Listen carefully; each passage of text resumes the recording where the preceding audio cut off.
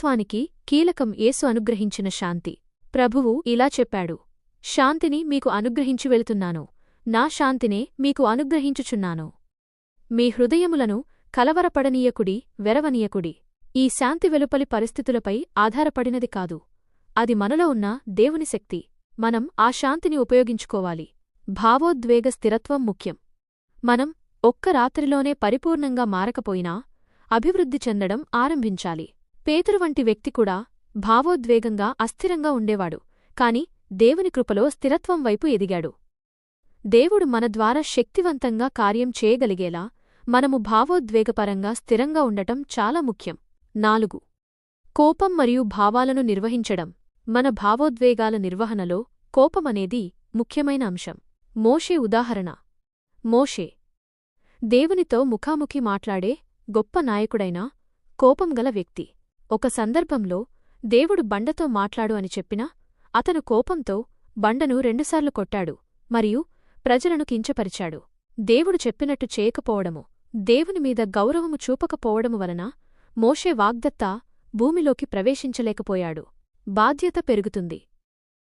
ఎవరికైతే ఎక్కువ జ్ఞానం మరియు దేవుని కార్యాలు అనుభవించారో వారి నుండి భావాలను మేనేజ్ చేయాల్సిన బాధ్యత పెరుగుతుంది. కోపాన్ని అణచుకోవడం. బైబిల్ ఇలా చెబుతుంది, కోపము, మానము, ఆగ్రహము విడిచిపెట్టాలి. ఎందుకంటే కోపం కీడుకే కారణమవుతుంది. దీర్ఘశాంతము కలవాడు మహావివేకి మరియు తన ఆత్మపై అధికారం చేయువాడు బలవంతునికంటే గొప్పవాడు అని కూడా వాక్యం తెలియచేస్తుంది. మన ఆత్మపై నియంత్రణ సాధించడం అనేది శక్తివంతమైన విజయం. కోపం సాధారణమే, కాని పాపం చేయకూడదు. కోపమనేది ఒక భావం. దేవుడు మనకు కోపం తెచ్చుకోవద్దని చెప్పలేదు, కాని ఇలా ఆజ్ఞాపించాడు, కోపపడుడిగాని పాపము చేయకుడి.